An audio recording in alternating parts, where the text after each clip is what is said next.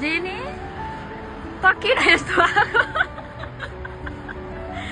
यसले बारीलाई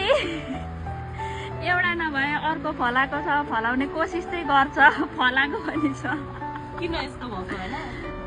because I want to change myself बुझे यो डायलग मलाई आजकल धेरै मन परिरहेछ के यो Dialogue चेन्ज change या त्यस्तो हैन हैन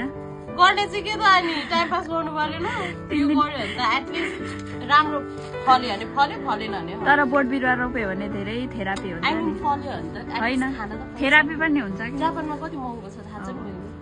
यसो मैले के रोप्न ला थाहा छ यहाँ के आई मामा यहाँ चाहिँ तेरो फेभरेट ओ यो मेरो फेभरेट हो के भन्छ यसलाई चिप्ली भेन्डी लेडी फिङ्गर या इङ्ग्लिसबाट त अब्देन्छु नेपालबाट अनि अरू यहाँ अरू चाहिँ मैले करेला रोपेछु यसको फेभरेट हो यो यसलाई के भन्छ यस पाते सिमी हँ यो पाते सिमी मेरो बुढाको फेभरेट मलाई आउँदैन यसलाई के भन्छ मुला कहिले ल्या ए साथी दिदीले दिएको होइन ओ अस्ति ओ अनि त्यसपछि रायोको सागको छ तर हाम्रो बाहिर बिरुवा पनि छ अनि यो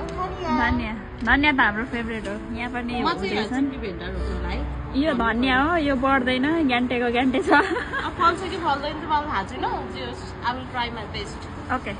बाई ओके बाई बाई